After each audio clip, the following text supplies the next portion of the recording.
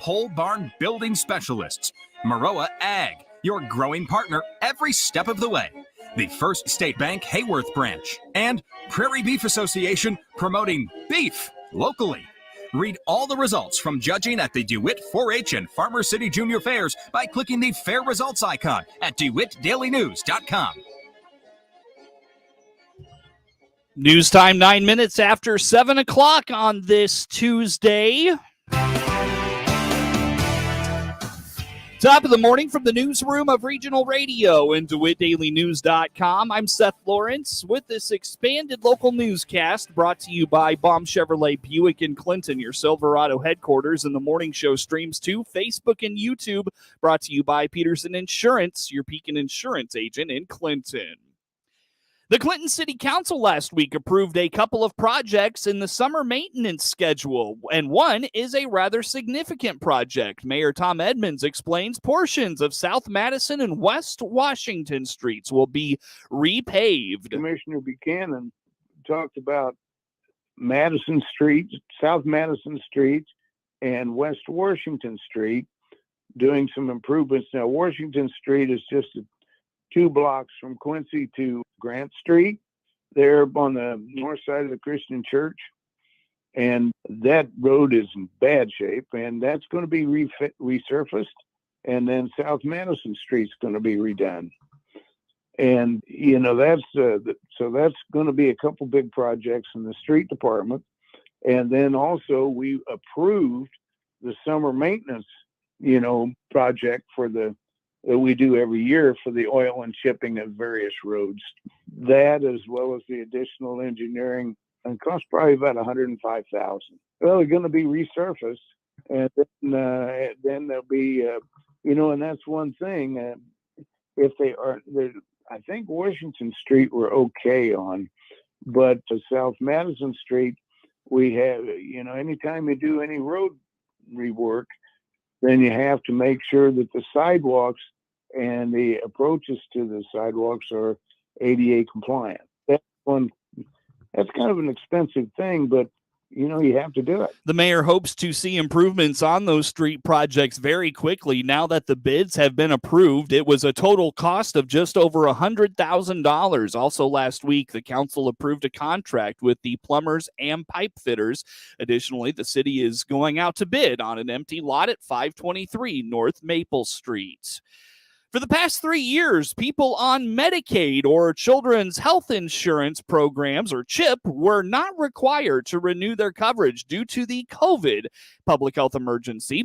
The exception was referred to as the continuous enrollment condition, but it ended earlier this year, so states have resumed eligibility reviews. Jack Myers with Social Security says to avoid a gap in coverage, people who have Medicaid or CHIP need to take action to renew their coverage. Probably because it's not exactly a Social Security topic, but I think it's an important one for us to talk about because, over the past 3 years, people who are on Medicaid or Children's Health Insurance Program, sometimes called CHIP, were not required to renew their coverage due to the COVID-19 public health emergency.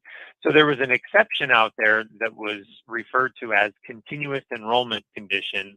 And basically, these renewals for Medicaid didn't have to take place. So people who are on Medicaid is, essentially insurance. It's not administered by Social Security. You don't go to Social Security to get it. So I don't want to confuse anybody.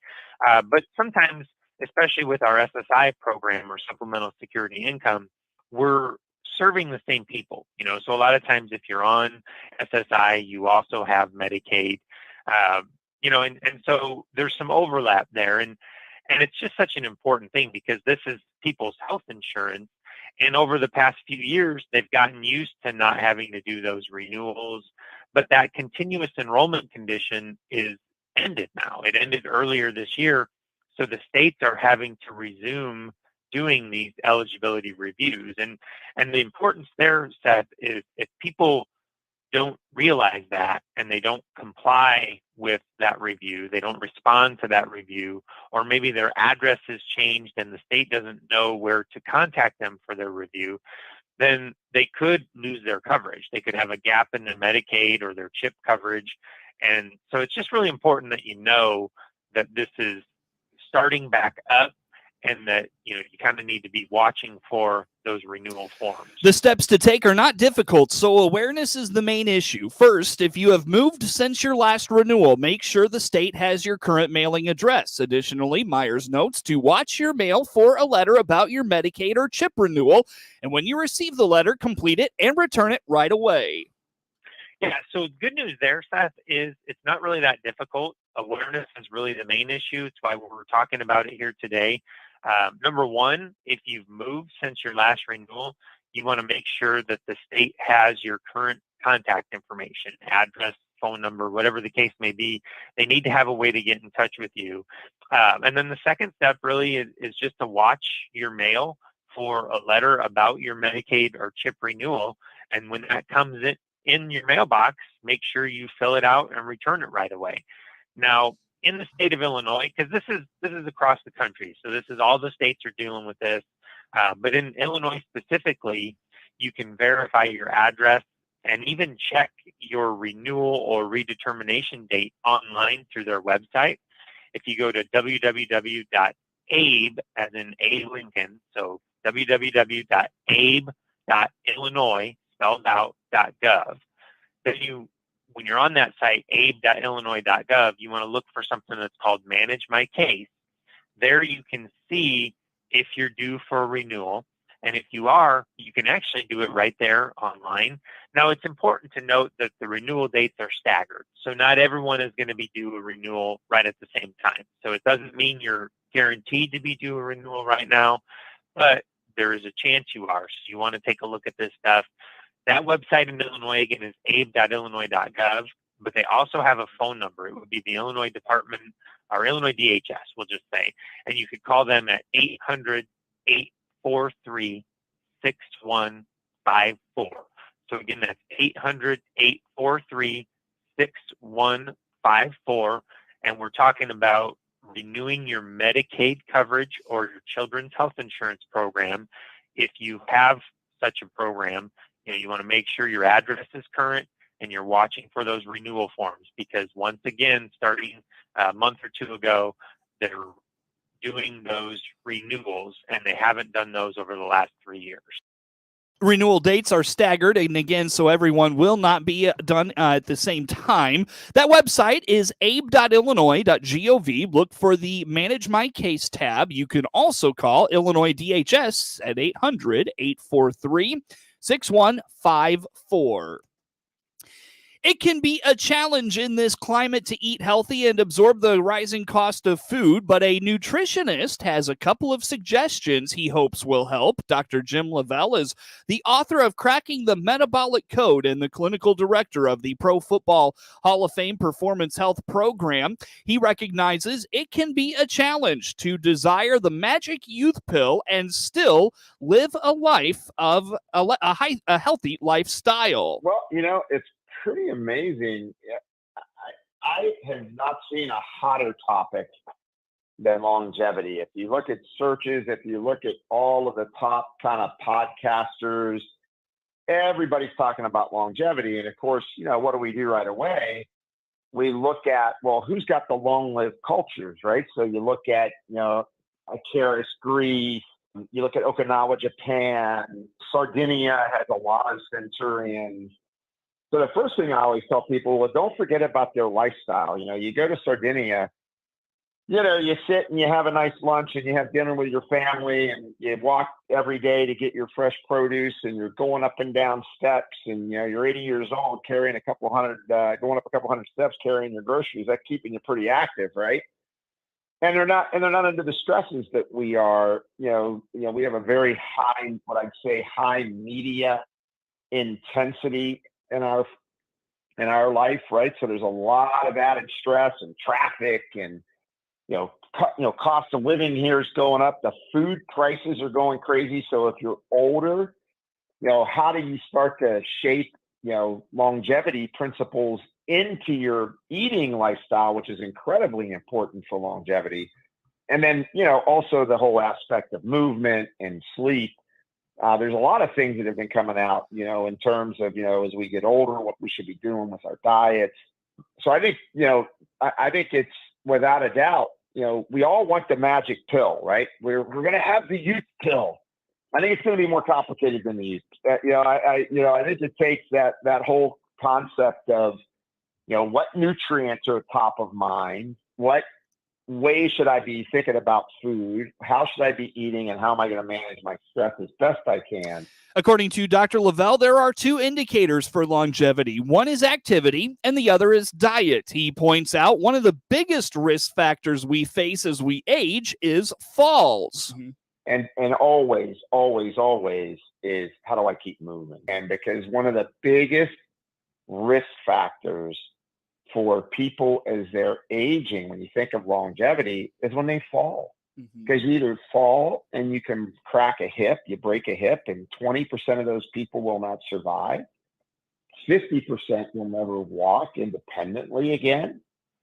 So, how do I start to manage those kinds of things? And if you hit your head, God forbid, it progresses neurologic damage. So say you already had early memory loss and you hit your head, it could advance that dramatically. So, things like learning how to be stable as you're aging, it sounds weird, but think how many times people have a misstep.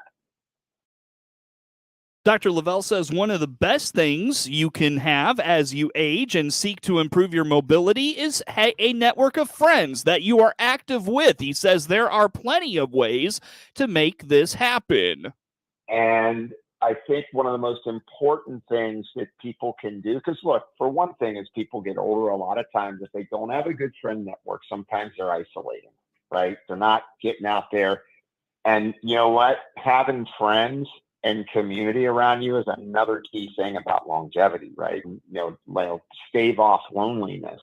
And, if you can't afford to go to the WHOW, you can't afford a membership, and you're older, look at the senior centers, because a lot of times they have great exercise classes that are going to help you to move, but not only move, but to be more stable. And, stability is super important. As I said, that fall, hey, I'm not getting up the steps is good. You want to work towards that through movement. And and even if all you can do is get out and walk, that's great. But if you're feeling like, gee, I'm worried about walking, I'm in a neighborhood where the sidewalks have a bunch of uneven sidewalk panels, right? You see that all the time, and all of a sudden somebody trips over, a sidewalk that's uneven.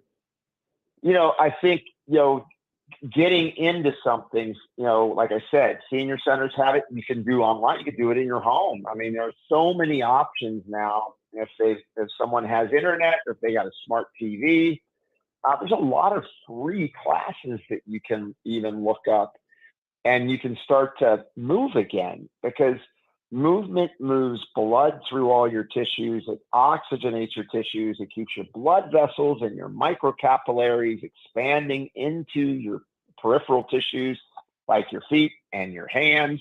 And when you get better blood flow, you get better blood to your nerves. And that means you're going to get better nerve firing for those feet and those hands. And that's going to make you more stable. Dr. Lavelle points out one thing you want to consider when you start to meal plan as you age is, what are people eating in places where they are living longer? Additionally, he has some things to consider as you head to the grocery store, and we'll have more with Dr. Lavelle later this week on Regional Radio. News time, 23 minutes after 7 o'clock on this Tuesday. We've got plenty more coming your way on the WHOW Morning Show. This is Scott Baum at Baum Chevrolet Buick here in Clinton. We believe in putting customers first. That's how we started, and it's why we go the extra mile for our customers. Looking for a new or used vehicle? We have transparent pricing for new and used cars, trucks, SUVs, and crossovers. See all our pricing and pictures online at your convenience. Or come in and visit our full-service team today at Clinton or Farmer City. BaumChevyBuick.com. Right from the start. News time, 23 minutes after 7 o'clock on this Tuesday. Again, I'm Seth Lawrence with you folks today for this expanded local newscast. Conditions improved in this week's crop report. Temperatures were about average, but it was wetter than normal this past week. Crop statistician Mark Schleusner says soybeans were blooming 93% of acres, which is ahead of the 5-year average. 73% of acres were setting pods compared to 62 normally. Soybean conditions improved and were rated 14% very poor to poor, 28 fair, and 58% good to excellent. The condition of the Illinois corn crop also improved to 58% in good to excellent condition. The Illinois corn crop had reached the dough stage on 56% of acres as of Sunday. 1% of acres had reached the dent stage. The condition of the Illinois corn crop also improved and was rated 13% very poor to poor, 29 fair, and 58% good to excellent. The second cutting of alfalfa is nearly complete. 43% of the third cutting is done. Average statewide topsoil moisture increased to 43%. To 9%, very short, 21% short, 59% adequate, and 11% surplus. A new voucher program aims to help farmers with mental health help from the CAB during harvest season. Farmers can receive up to 3 free telehealth sessions through the University of Illinois Extension Program. Casey Holsoff is the Illinois Agricultural Mental Health Voucher Program Coordinator. Our mental health voucher program is for farmers and ranchers all across the state of Illinois. Essentially what it is to connect our farm families to professional behavioral health specialists. So it could be someone in your community, it could be someone online, but these are certified counselors and social workers ready to speak to farmers and ranchers about mental health and just kind of making that connection of seeking help, because we know it takes strength to ask for help. And so we're trying to make it one step easier to do that. I would say in general, but also, the more we speak up, the more we can reduce that stigma. These vouchers are for families and farmers who may not know like what my insurance covers, anything like that.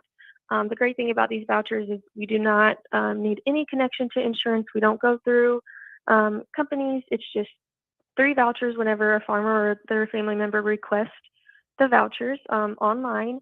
We send them directly to the farmer, and then they get to pick which provider they want to use from our providers who are participating in this program. And again, those providers are all across the state. Some are virtual, so they can be more flexible with time, and you can meet in the cab if that's what works best for you.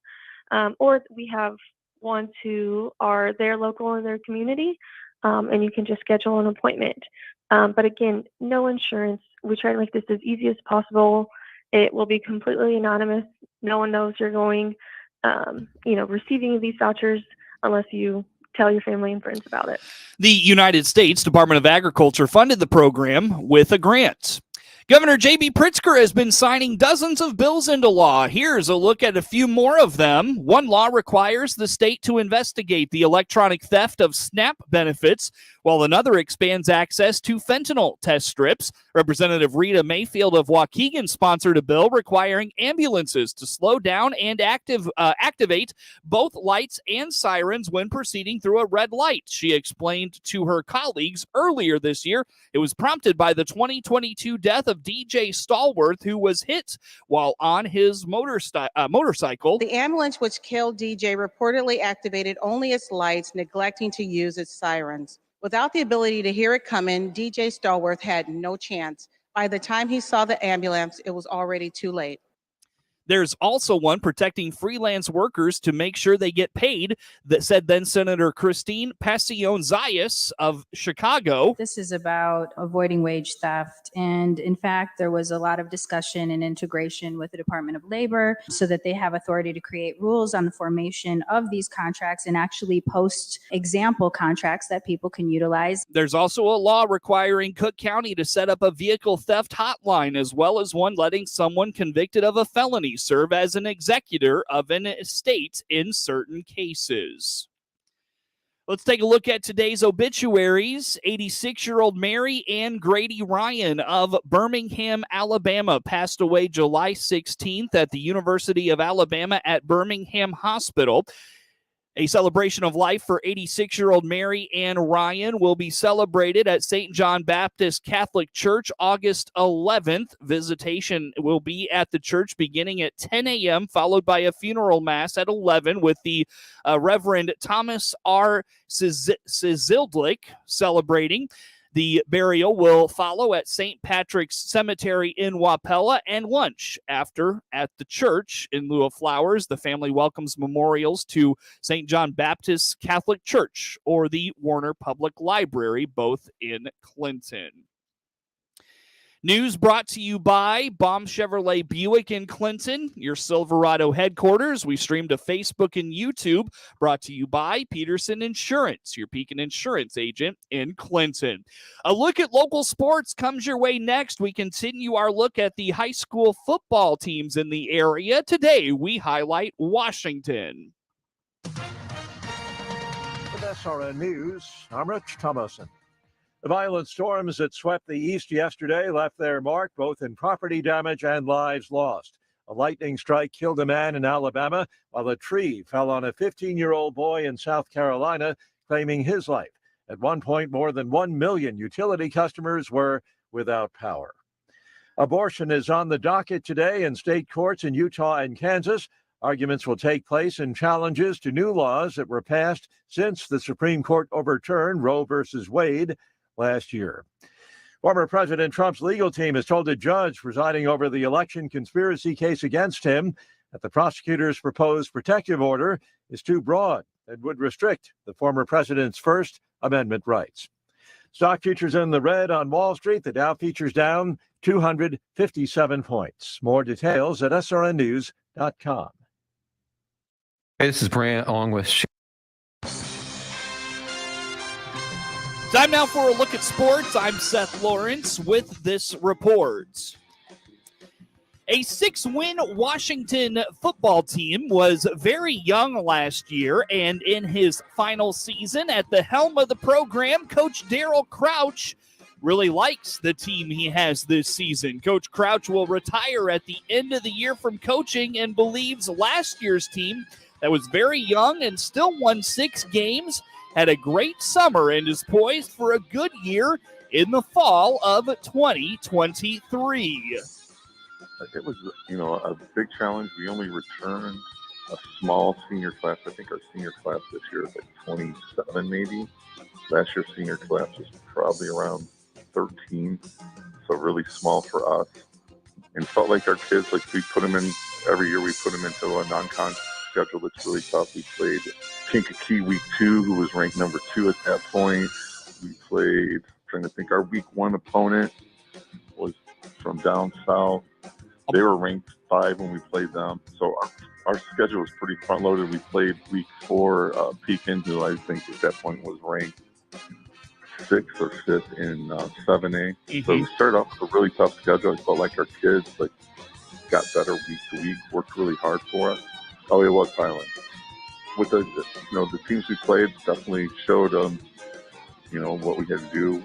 We replaced a few starters along the way in those first 3 weeks and started a really young team. And we started along the way last year 2 freshmen at wide receiver and at offensive tackle, a handful of sophomores and juniors. So this year, we have all those guys back except for 3 starters really. So I think pretty good job in the weight room off season, and then really good job just of them going and competing in other sports and competing for conference championships, which is, you want that competitive edge, or you want guys that want to go win and go play.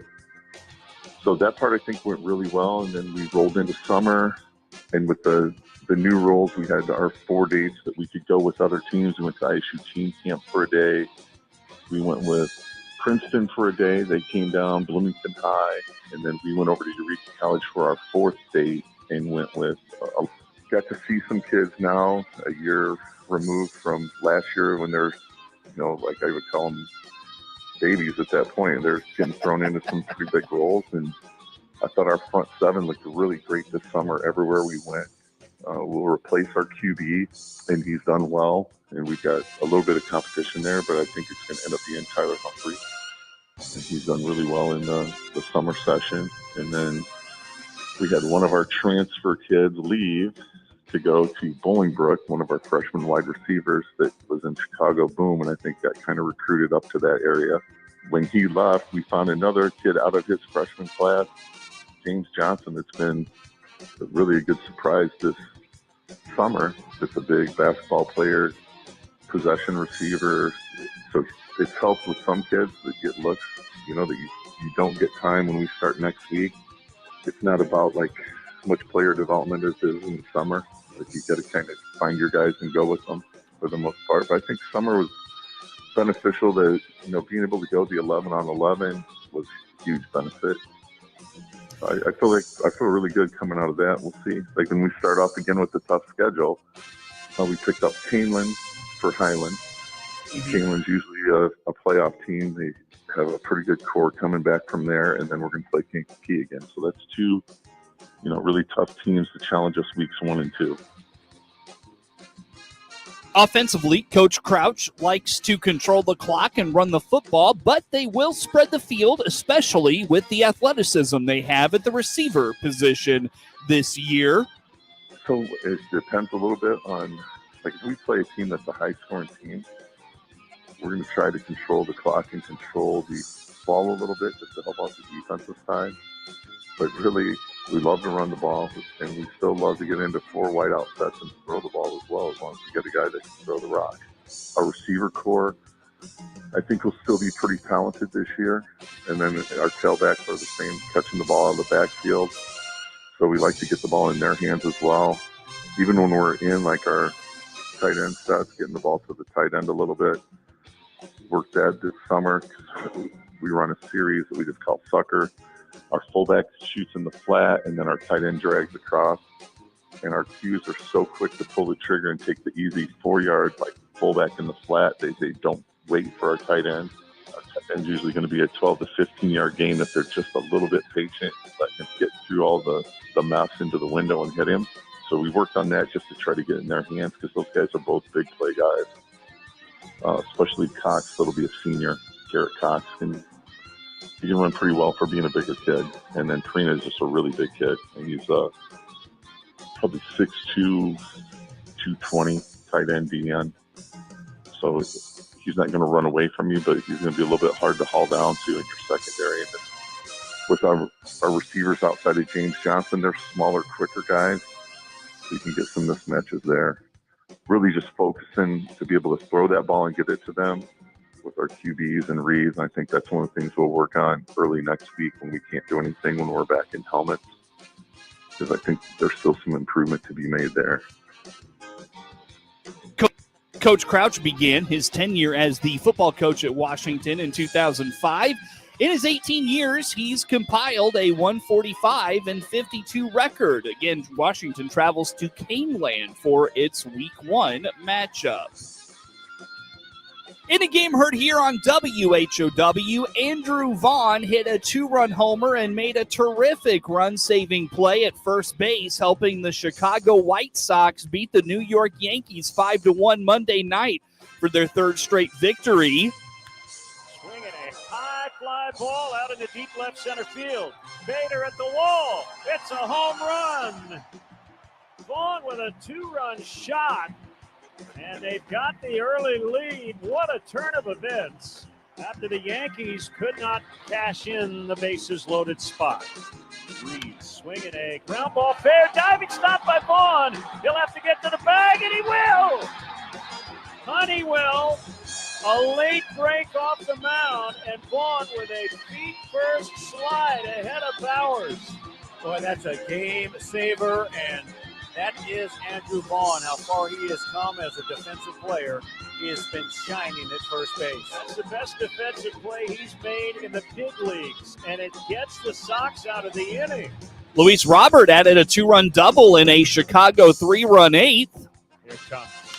Swinging a line drive into the right field corner. Elvis scores.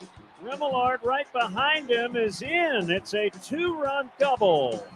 It's 5-1. Andrew Benintendi drove in Trace Thompson with a sac fly. Ainley's pitch, swing and a fly ball out into left center. Thompson tags. Bader makes the catch. Run will score. Sack bunt, sack fly, 3-1. Yankees ace Garrett Cole allowed 4 runs and 5 hits in 7+ innings. He struck out 3 and walked 2. Also hitting a batter, the Yankees went 1 for 12 with runners in scoring position and left 13 on base. They lost for the 3rd time in 4 games. It was Cole's first loss this season when he started following a Yankees loss. Sox right-hander Dylan Cease matched a career high with 7 walks, but threw 5 1/3 scoreless innings, striking out 6 and allowed just 1 hit. Dylan set at the belt. The 2-2 coming. He got him looking on a slider. Stanton not too happy with the call. 2 Ks in the first for Dylan. Sets the bat on his back shoulders. He waits, and he takes strike 3 on a curveball. A little generous outside corner from Laz Diaz. 3rd strikeout for Cease. Tried to check on a high one, and he went around. That's that weird get-out-of-the-way defensive half swing, and it's a strikeout. Pitch, swing, and a miss, strike 3. Good catch. Well, that looked different. Yeah, and he just looked at the dugout, and he twirled his index finger as if to say, yeah, just wanted to move it along a little bit. 6 strikeouts for Cease. Brian Shaw pitched 2 innings for his first save of the season. Aaron Boone was ejected by plate umpire Laz Diaz after Anthony Volpe was called out on strikes in the 8th inning. After he was thrown out, Boone ran to home plate for an animated argument that appeared to include an imitation of Diaz's strike 3 call. New York also loaded the bases against Lane Ramsey in the 7th. Billy McKinney hit a sac fly to center to cut it to 2-1, but Ramsey struck out LeMahieu and Harrison Bader. Yankees right-hander Clark Schmitz will take on Sox right-hander Touki Toussaint tonight. Hear the action on WHOW. Pete Alonso homered in consecutive at-bats and tied a career high with 6 RBIs as the New York Mets withstood a long rain delay and snapped a 6-game losing streak Monday night with an 11-2 rout of the Chicago Cubs. Kota Senga allowed 2 runs and 7 hits in 6 innings for his first victory since July 5th and his first at home since May 30th in their first game home since trading Justin Verlander, Mark Canha, and Tommy Pham at last week's trade deadline. The Mets avoided matching their longest skid of the season. New York dropped 7 straight between June 2nd and 9th as it fell under 500. Cody Bellinger hit 2 RBIs for the playoff contending Cubs, who lost only for the 5th time in 20 games. Chicago entered leading the majors in batting average since the All-Star break. Alonso connected in the 1st and 3rd innings against Drew Smyly. It was his 4th multi-homer game of the year and 3rd since the All-Star break. The first baseman also got his 18th career multi-homer game to move into sole possession of 3rd on New York's career list behind Darryl Strawberry and former captain David Wright. Alonso's first homer carried over the left center field wall for a 3-run shot that put the Mets up 3-0 in the first. His 2-run shot carried to center to make it 5-1.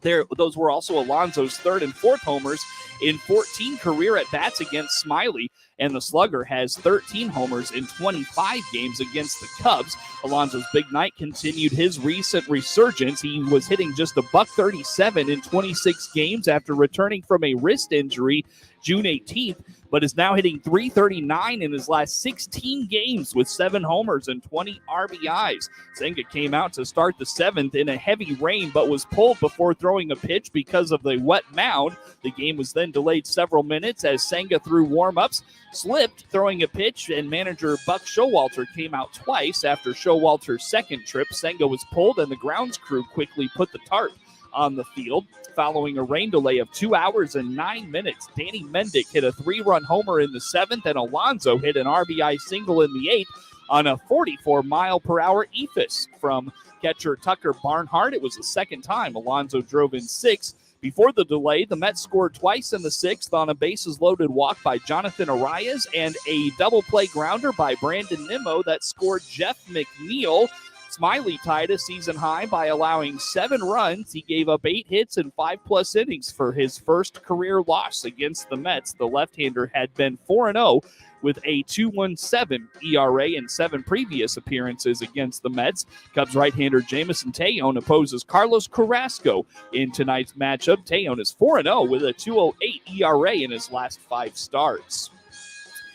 Tim Anderson's decision to pick a fight with Jose Ramirez cost him more than a sore jaw. The Chicago shortstop was suspended 6 games. Ramirez suspended 3 by Major League Baseball for throwing punches and touching off a lengthy wild brawl between the Sox and Guardians Saturday night. Baseball announced the decision for Anderson and Ramirez Monday, along with other suspensions and fines following one of baseball's ugliest fights in several years. Cleveland manager Terry Francona, Guardians closer Emmanuel Clace, and third base coach Mike Sarbaugh have been suspended for a game. Chicago manager Pedro Grifol was suspended a game. In addition, Sox pitcher Michael Kopech and Guardians rookie Gabriel Arias have been fined an undisclosed amount for their altercations. This is Anderson's third suspension since 2019. Chris Buescher won his second straight NASCAR Cup race, holding off points leader Martin Truex Jr. late in the Firekeepers 400 Monday, and surges with his top performance towards the end of the regular season. Denny Hamlin came in third. Brad Keselowski and Team RFK owner came in fourth, followed by Kyle Larson. The series now shifts to the Indianapolis Road Course, where Tyler Reddick won last year for the Verizon 200 on Sunday. Get sports anytime at DeWittDailyNews.com. This is staff meteorologist Jennifer Wojcicki with your regional radio forecast. Chance for scattered thunderstorms today, otherwise a mix of clouds and sun. Highs around 83, west winds 5 to 10 miles per hour. Slight chance for scattered storms again tonight, lows dip down to about 63, mainly clear skies. Mainly cloudy skies tomorrow, scattered thunderstorms likely, highs around 80. Hear weather twice an hour or online anytime at DeWittDailyNews.com. Currently, it's 62. Hello again, everyone. This is Stu Ellis, swinging open the farm gate for you once again today. And of course, coming up Friday is the next report from Washington, National Ag Statistics Service, and the USDA's Office of the Chief Economist going to be putting together the crop report for August and the World Agricultural Supply and Demand estimates.